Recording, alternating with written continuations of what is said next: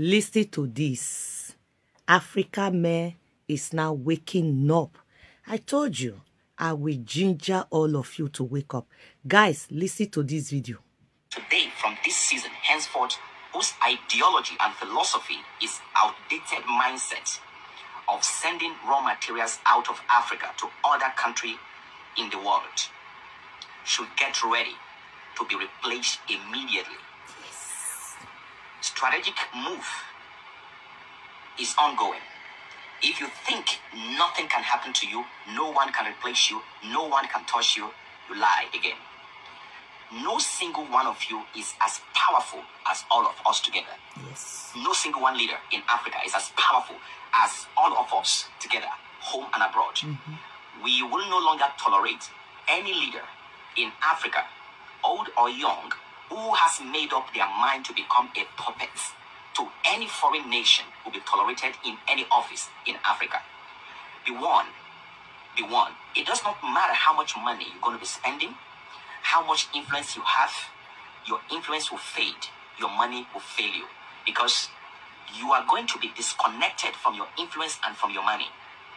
We've written out a lot of letters to leaders in Africa, current leaders in Africa, both the old and the young, and some of them are responding positively. I want to actually congratulate and salute the courage that Botswana president, my friend, President Boko. Thank you for what you have said. I was listening to the recent representation or presentation that you made and conference that you made, and you said it seems that you have read the letters and the messages that we've sent to you. It seems that it has gotten to you. You said that no foreign or foreigner or investor or company must take out any raw material from Botswana. That is the point, and that is what every single leader in Africa must follow suit. No raw material must be shipped out of Africa in that scale that has happened over centuries without a finished goods. It is so unwise for us to keep shipping out, allowing foreigners to take raw materials, and then we go buy at times 10 times 200% to bring it back to use. It does not make any sense. And that is why we are consciously, intentionally raising a new generation of leaders to be able to see, to be able to understand, to be able to comprehend what Africa truly needs. We don't need anyone as a leader if you are never going to align yourself with the development of Africa, with the building of its people, with uniting Africa, connecting Africa, and making sure that all the borders and all the people that live in Africa live comfortably. We're not going to tolerate you as a person, whether you are a politician, whether you are a military leader, or whoever you are. It is time for us to take a stand to promote Africa. Are you hearing what I'm saying? If you understand what I'm saying, I want you to hit that plus button. If you want. Guys, this is what we have been looking for. My fellow brothers and sisters all over the planet, brown skin men and women, our youth, our men are now standing up. And this is a sign for we to tell all these leaders in Africa, Africa does not belong to them alone. Africa belongs to every one of us. We also have a lot, and we have a lot to contribute. We cannot just allow them to be taking what belongs to us, give it to other people, and whereby we, the citizens, we are left with nothing. Enough is enough. I believe that every African men and women over there, please love this video, share this video to everybody. They need to, our men are waking up. I love you. This is what I want to see. African men standing up. This is not the time for we to leave this puppet to take advantage of us anymore. This is the time for we to let them know we are all the citizens from the motherland. Whatever that belongs, all the diamonds and gold that belong, that is in the Africa belong to every one of us. It does not belong to all the presidents and their children and their family alone. It belongs to everybody. Guys, love this video, share this video. I am back. I love you all. There is a projection that by 2050, Africa is going to be like 2.5 billion in population. And it's said that Africa is the next generation. Oh, let me put it this way. Africa will be the next powerhouse in terms of technology, in terms of development, in terms of all of that, right? I mean, you watch what Jeff Sachs said about Africa, and he used China as an example and India as another example. But I kind of disagree that in terms of population, Africa is going to grow, but in terms of technology and leadership, it might not be possible because what the European did lingers in Africa. If you're talking of individual countries in Africa, that's about 54 countries, right? 54, 56, whatever. I'm going to check that later. But, 54 countries, right? So if we're talking about individual countries in Africa, they may rise, they may, but you compare Africa to China and India, it's a total ball game entirely. And I'm going to be concluding this at the second part, the conclusion stage. So, guys, let's watch these videos and I'll be right back. Credit belongs to original creator of every content you are watching here today. And when I come back, I will conclude. And also, I want to hear what you have to say to this. If you love this great content, subscribe, like, and share, okay? I'll be right back. Unlike the first time of Pan-Africanism, Britain, France, and the United States can't stop it this time. Because Pan-Africanism was stopped from the outside, not from the inside. It was stopped by a bullet in the head of Patrice Lumumba. It was stopped by repeated overthrows by the CIA and MI6, and it cannot happen anymore. They don't have the power, they don't have the space, and Africa can prevent it. Most of the world is reaching the peak or has already reached the peak of their population. So what we have is aging rather than further population growth. China reached its peak population probably 2 years ago on the official estimates, and will now experience quite a significant decline of population. China's at 1.4 billion people. By the end of this century, the projection is well below 1 billion, and the actual UN medium forecast is below 800 million. The one region of the world where the population continues to grow rapidly is Africa. Africa's population grew 5 times from 1950 till today. It's 1.5 billion. According to the medium forecast of the UN, Africa's population will reach 2.5 billion at mid-century and about 3.7 billion in 2100. And in percentage terms, this means Africa's population was 9% of the world population in 1950. Today, it's 19%. 1 out of every 5 people on the planet is African. And by 2050, it will be about 25% of the world population. And by 2100, 35% of the world population. So Africa will be in the center of the world story, the world history, the world population, the world demographics in the course of this century. Now, what does all of this mean for Africa? I believe, not that it is inevitable, but I believe that it is feasible and the right target for Africa essentially to follow the path that China followed between 1980 and 2020, of in a process of 40 years going from low income to high income, going from quite widespread continuing poverty, especially in rural areas, to zero poverty during this period. And because of the demographic changes as well, becoming a powerhouse of the world economy. And that is what I think should be envisioned, should be planned for, and should be accomplished. China used its advantages of planning, foresight, visioning, and even what we call relative lag. It's poverty, meaning a lot of catching up room, and technological innovation to achieve 10% per year economic growth over a 40-year period. There's the rule of 70, which many of you will know. If you want to know how much a growth process, how long it takes for something to double, take the growth rate and divide 70 by that growth rate.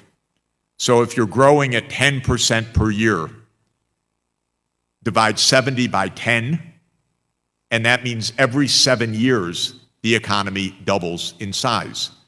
China achieved that kind of doubling over a 40-year period.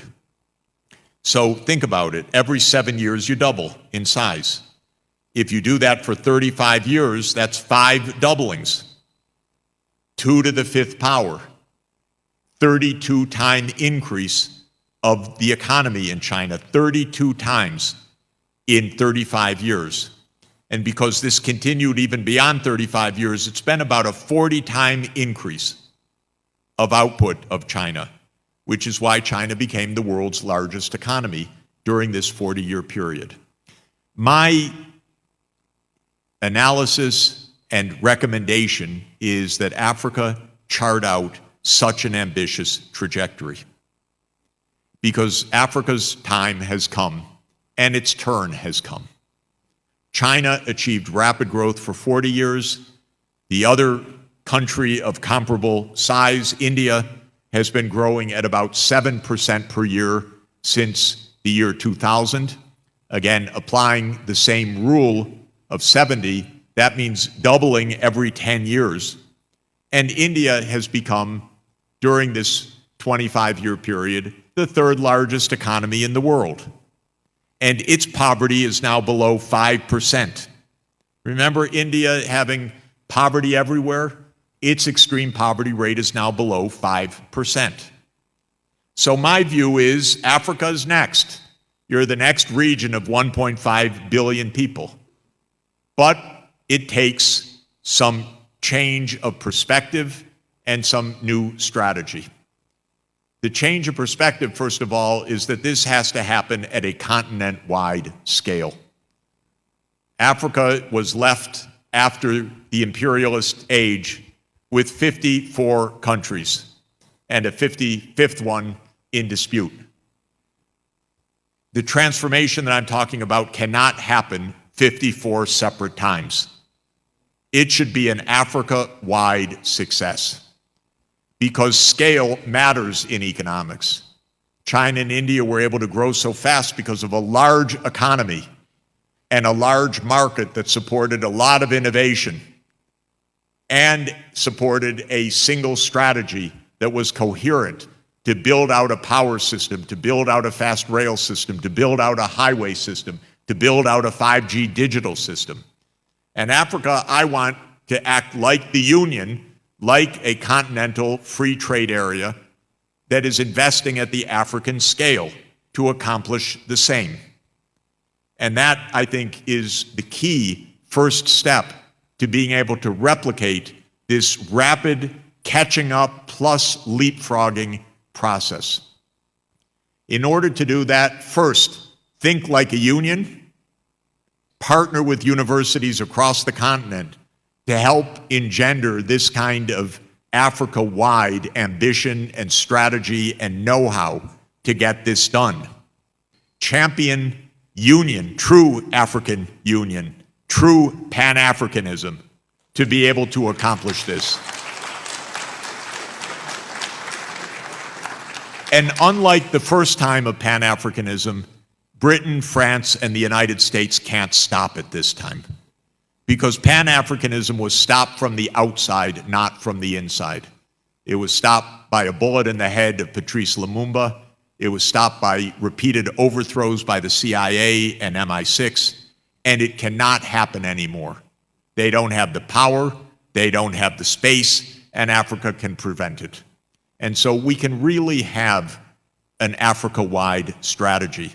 And that means building out the infrastructure, the hard infrastructure of rail, of digital, of shipping, coastal shipping, and I could say the soft infrastructure of a continental-wide university excellence to put science and technology in the forefront, because this will require a lot of innovation and a lot of homegrown skills all over the continent. So we need this Africa-wide investment program that invests first in the young people.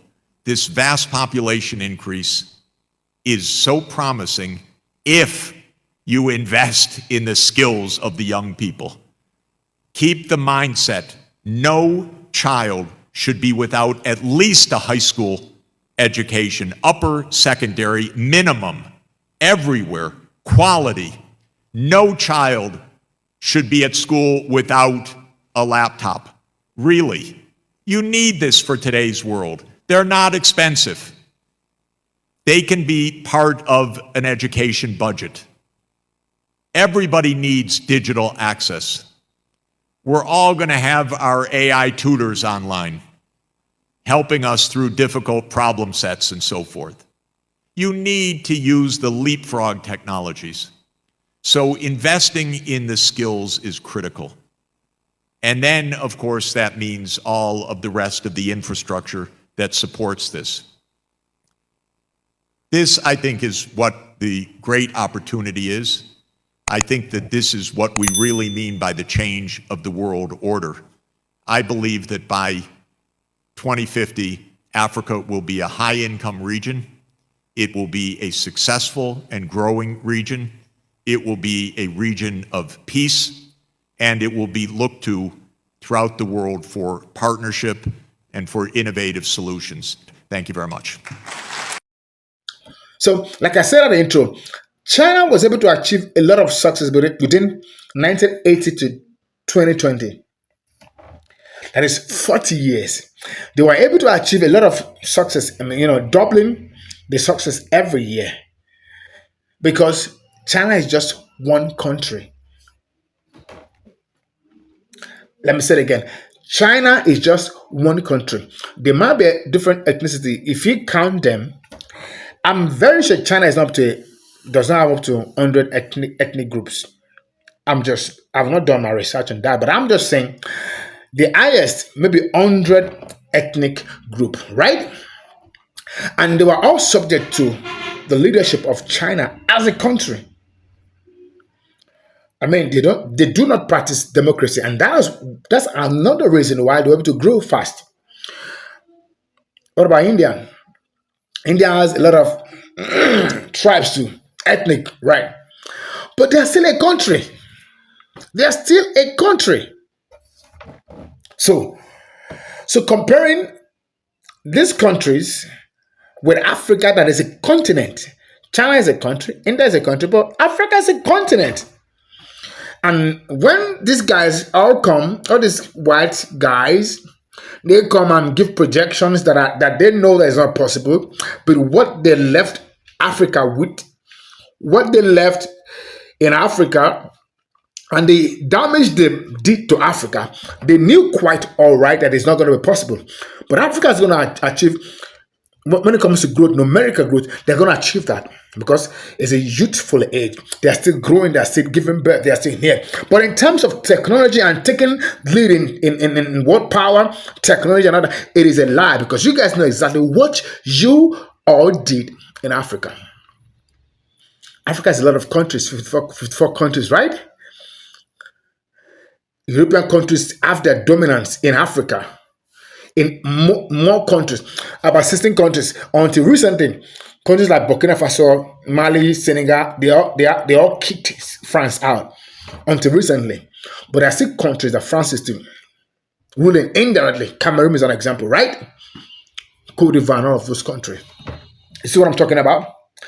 So, and you see other countries like Britain colonizing Nigeria, all those, some western part of the country, Ghana and all of that. And you are saying that Africa will rise. How? When you guys divided the continent into different, Germany has its own hold, British has its hold, France has its hold. Just shut up, guys. This guy just come and say nonsense. If you guys want Africa to grow, you guys know what to do. Till now, the resources in Africa, you guys are still plundering it. Congo is there. You guys just come and say shit, say lies that you know that is not possible. Do you know how you guys have divided Africa? Divide and rule. Those guys uniting in Africa is almost impossible because language and tongues has been divided, identities has been changed. Yet those guys are actually very, very strong. But you guys can plunder them, took away the resources, took away their artifact, took away their technology, took away everything, and you guys develop your country and listen, they are next. Ow! When you guys have divided them, are you saying that the metrics that you use for China, India is not going to work in Africa because we have different presidents in those countries that have different views and perception. So when you guys come and say stuff like this and you think that Africa does not have brain, you guys should just shut up. You guys are lying and it's not true. And I'm doing this video to educate Africa. If Africa is going to grow, first and foremost, it wouldn't be to the system of government that you guys gave to us to siphon wealth from the continent. It won't be with that. I'm here to educate Africans that if you're going to really rise, it will be on the dictate of the leaders and the people in Africa, not by your projections, not by your calculations and all the shit, all the stuff you're saying. It's not going to be by that. Seriously, it's not going to be by that. And I'm here to enlighten the world that the continent that has the highest number of black people will rise, but they're going to rise being diligent with their style, with their rhythm, with their momentum, with their culture, with their people in mind. They're going to rise. And I believe that Africa will rise. But it's not going to be on the terms of those guys. They're just saying stuff. They know what they have done. And if Africa is going to rise based on their time, is a lie. They will jeopardize it. They will cause it not to grow. And I'm sharing this video because we know better. We know that what has been done in Africa needs to be undone for that continent to grow. It's a place of power. It's a place of resources. It's a place of they know that continent has a lot to offer, and that's why they always plunder and plunder. But if that continent will rise, it will rise on the terms of Africa and the people, not on their terms. Thank you guys for watching. Let me know what your take is, your views and your perception, and we'll begin the conversation. We continue the conversation at the comment section. Thank you guys. Bye for now.